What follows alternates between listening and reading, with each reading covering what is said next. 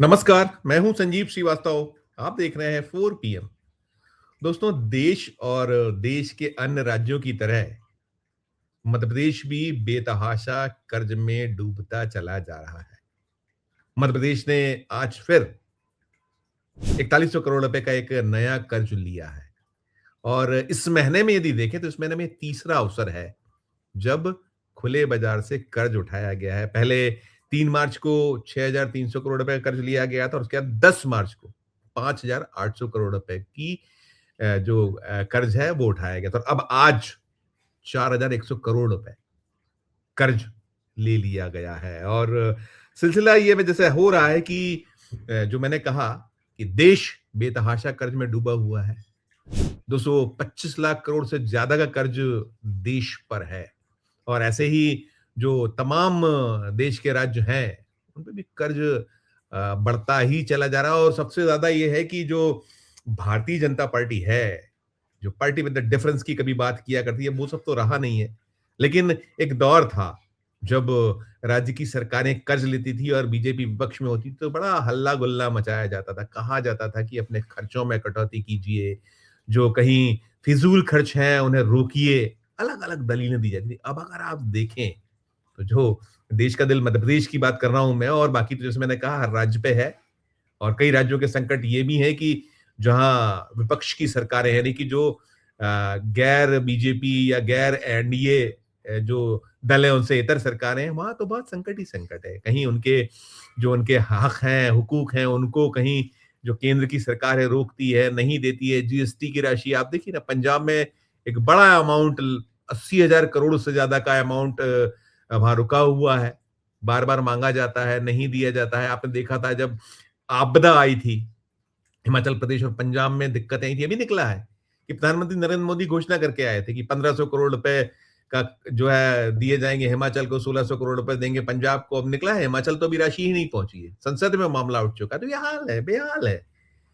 आप जो घोषणा करते हैं उससे भी आप वंचित कर देते हैं उन राज्यों को। खैर वो अलग बात है, मैं तो मध्य प्रदेश तक सीमित रहते हुए बात करता हूं। मध्य प्रदेश में अभी अगर ये जो चालू वित्तीय वर्ष है, ये जो साल है, जो मैंने मार्च के 2 तारीखें दी, एक तारीख 3 मार्च और दूसरा था 10 मार्च, जिसमें 3 मार्च को 6300 करोड़ रुपए और 10 मार्च को 5800 करोड़ रुपए लिए गए। तो ये जो तब तक की जो स्थिति थी 84,900 करोड़ रुपए, ये जो वित्तीय वर्ष चल रहा है 31 मार्च 2026 को समाप्त होगा ये साल, तब तक 84,900 करोड़ रुपए का खर्च था और अब ताजा जो 4100 करोड़ रुपए इसमें और जोड़ लिया जाए तो आप इसको आप कर लीजिए कि ये लगभग 89,000 करोड़ रुपए हो रहा है।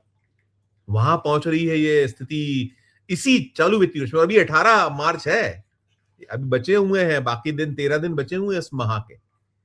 और यदि कल्पना करिए कि एक साल में लगभग लगभग 1 लाख करोड़ का कर्ज कहाँ जाके ठहरेंगे और हालत खराब है, खस्ता है, बेतहाशा बुरे हाल हैं। जो ये जो जितना कर्ज है अभी तक निकल कर ये आ रहा है कि इस पर लगभग लगभग 30,000 करोड़ रुपए हर साल मध्य प्रदेश को अकेले कर्ज पर ब्याज देना पड़ रहा है। और जो मोहन यादव है, मोहन यादव को 2.25 साल के लगभग हो रहा है। 2023 में उन्होंने सत्ता को संभाला था, मध्य प्रदेश के मुख्यमंत्री भी बने थे और जो ये 2.25 साल के लगभग का वक्त हुआ है, 2.25 साल में जो अगर जब शिवराज सिंह चौहान ने छोड़कर गए थे तब 3.5 लाख करोड़ का कर्ज था मध्य प्रदेश में। और आज की तारीख में अगर आज हम 18 मार्च की स्थिति देखें तो 5,10,000 करोड़ का कर्ज हो चुका और अभी बचा हुआ महीना है, कहां जाएगा। और जो मध्य प्रदेश सरकार का बजट है, बजट से ज्यादा कर्ज है, बेतहाशा कर्ज है। 5.5 लाख करोड़ प्लस के आसपास की एक 31 मार्च तक की स्थिति है। और अभी ये भी बड़ा दिलचस्प सा निकल रहा है कि जो आपके पास में निकली हुई राशि, आपको मिली हुई राशि वो खर्च नहीं कर पाता। अभी ये भी है कि सिर्फ 13 दिन शेष बचे हैं और 1.10 लाख करोड़ जो है मध्य प्रदेश की सरकार खर्च ही नहीं कर पाई। मानन फनान में कुछ चीजों पर खर्च करना है, अलग अलग दृश्य। और जो जब यहाँ मध्य प्रदेश में दिग्विजय सिंह सरकार में हुआ करते थे, अगर वो 1993 से 2003 तक का जो दौर था, और एक दौर तो ऐसा भी था दिग्विजय सिंह सरकार में बड़ी हाहाकार थी, तनख्वाह बांटना मुश्किल हो गया। जो आप कर्ज लेने की सीमा उसको लांघ चुका था मध्य प्रदेश, बोर्ड लग गए थे, जो सरकारी संस्थानों के चेक नहीं लिए जा रहे थे, बैंक मना कर देते, ऐसा भी हमने दृश्य देखा था। लेकिन अब उसको बड़ा कंडेम करती थी भारतीय जनता पार्टी, बहुत दिग्विजय सिंह को आड़े हाथों लिया करते थे। और दिग्विजय सिंह जब सत्ता छोड़ के गए थे 2003 में तो 25,000 करोड़ का कर्ज था मध्य प्रदेश में। 25,000 करोड़। और जब शिवराज सिंह चौहान ने छोड़ा 2023 में, वे पहली बार 2005 में मुख्यमंत्री बने थे, फिर उसके बाद लगातार वे बनते रहे और 18 में फिर कमलनाथ की सरकार आई, 15 महीने के बाद वो चलेगी, फिर मुख्यमंत्री बने, लगभग 17 साल मुख्यमंत्री रहे और उन्होंने जब छोड़ा, मोहन यादव को बैटन दिया, तब 3.5 लाख करोड़ का कर्ज था। और आज आप देखिए कि 2 लाख करोड़ और एक्स्ट्रा कर्ज कहीं लगभग हो जाने वाला है। हर साल 1 लाख करोड़। दिसंबर 2023 में सत्ता संभाली थी। 2 साल से कुछ ज्यादा का वक्त हो गया है, 2.25 साल हो रहे हैं मोहन यादव को।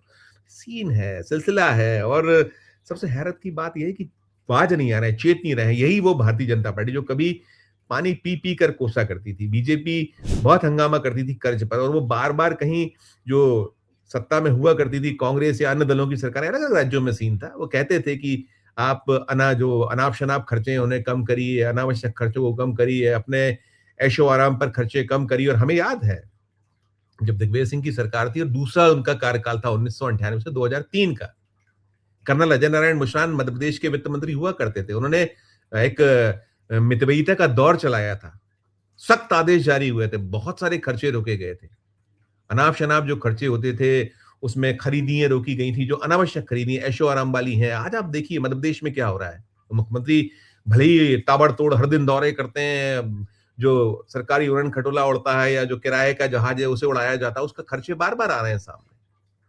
हर दिन के एक बड़े खर्च केवल और केवल इस उड़ानों पर होते हैं। अब तो वर्चुअल जमाना है ना, उस दौर में वर्चुअल होता नहीं था। वर्चुअल कीजिए ना, क्या जरूरत है आपको हर दिन 2-2 3-3 जो है यात्राएं करने की, बार बार आपका उड़न खटोला उड़ाने की। तो ये पर उपदेश कुशल बहुतरे में बहुत बार कहता हूं, वही स्थिति है। आपके खर्चे कब हो नहीं रहे हैं, आप रोक नहीं रहे हैं अपने खर्चों को। खरीदी का दौर जारी है अपने ऐशो आराम के लिए। आप देख लीजिए सरकारी बंगले, जो मंत्रियों के बंगले हैं, अफसरानों के बंगले, उसका हर बार आता है। अभी हाल ही में विधानसभा में आया था, जो पूर्व मुख्यमंत्री शिवराज सिंह चौहान, उनके बंगले का आया था। एक दौर में बड़ा केजरीवाल जो दिल्ली के मुख्यमंत्री रहे, उनके बंगले को लेकर बड़ा बीजेपी ने हंगामा किया था, जांच बैठाई थी। आप उठा लीजिए मध्य प्रदेश में एक एक बंगले का, अगर आप 2003 से और 2026 वो 15 महीने कमलनाथ के भी जोड़ लीजिए, कराइए आपकी। इतने में तो एक पूरी की पूरी नई बस्ती बस जाती है। अकेले इतने बेतहाशा खर्चा मुख्यमंत्रियों के अपने निवास, जो उनके सरकारी घर हैं, उन पे, उनकी एनेक्सीज पर खर्च किए गए, मंत्रियों के बंगलों पर किए गए हैं। जो अफसरान, नया मंत्री बनता है उसकी नए सिरे से तोड़फोड़ होती है, फिर वो बंगला बनने लगता है। मुख्यमंत्री का बंगला है, उसमें बार बार रेनोवेशंस होते रहते हैं, क्योंकि इसमें सब वही है, खेल है पूरे। जो महकमे हैं, जो जिनको ये इसका रख रखाव करना है, वो तो चाहते ही है कि अधिक से अधिक हो, फिर तोड़ दो, फिर बना लो, फिर तोड़ दो। और क्या अनाप शनाप तरीके से जो सरकारी खरीद का आपको पता ही है कि कैसे 5 रुपए की चीज 200 रुपए में और 500 रुपए में खरीद ली जाती है। बार बार उदाहरण सामने है, तो चल रहा है ये स्थिति। और फिर इसके अलावा जो आप तमाम मुफ्त की योजना है, मैं कहता हूं ठीक है आपकी अपनी है कि लाडली बहनों पर हर महीने 1850 करोड़ किस्त देना होती है आपको। 1.29 करोड़ बहनें हैं। शिवराज सिंह चौहान ये कर गए थे और अब तो देश भर में हर ज्यादातर राज्यों में इस योजना, जहां जहां चुनाव होते हैं वहां ये योजना लागू हो जाती है।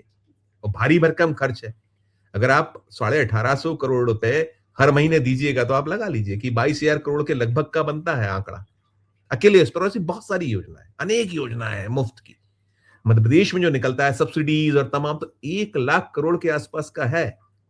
ये जो जनता की गाड़ी कमाई है, बेदर्दी से उड़ाई है और दावे बढ़ रहे। अपने ऐश, अपने आराम नहीं कम होंगे।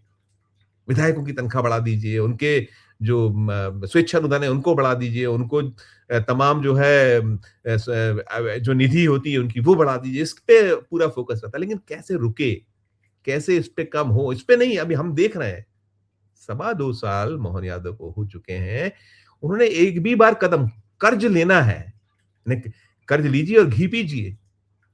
क्यों, क्या जरूरत है? ये वोट की जो राजनीति है, निश्चित तौर पर जिस भयावह स्थिति की ओर बढ़ रहे हैं, और बहुत देर दूर नहीं है। मुझे लगता है लाडली बहनों को भी सोचना चाहिए, जो है कि 1500 रुपए महीने से इतर कुछ स्थायी रोजगार की मांग हो, कुछ ऐसे रास्ते बने जिसमें कि एक अलग वो हो।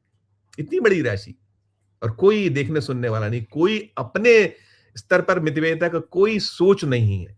सिर्फ और सिर्फ बेतहाशा तरीके से खर्च कीजिए, लेते जाइए। जैसे मैं कह रहा हूं कि अब इतना बड़ा, और 30,000 करोड़ का जो है सालाना ब्याज, लगभग लगभग आपका जो जीएसटी की जो केंद्र से मिलने वाली आमद है वो कम हो जानी है। अभी जो 31 मार्च के बाद जो अगला तिमाही होगा, यानी कि अप्रैल टू जून जो 2026 है, उसमें निकलेंगे आंकड़े।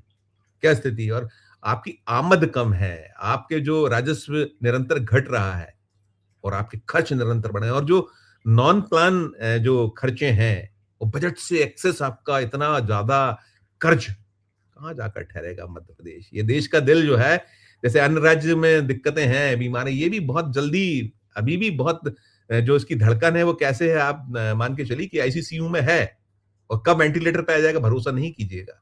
बुरे हाल।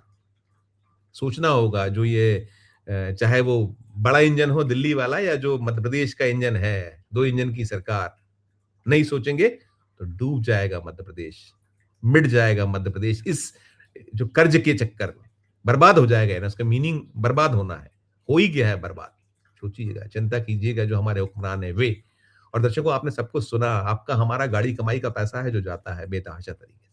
आपकी अपनी जो राय हो, आपकी अपनी जो टिप्पणी हो, इस वीडियो के अंदर अपनी टिप्पणी कीजिएगा, राय प्रकट कीजिएगा और अच्छी लगे खबर तो चैनल को लाइक कीजिए, सब्सक्राइब कीजिए, ज्वाइन का बटन दबाइएगा तो हमारी हौसला अफजाई होगी। प्यार और समय रखिए और देखते रहिए 4 पीएम। धन्यवाद, नमस्कार।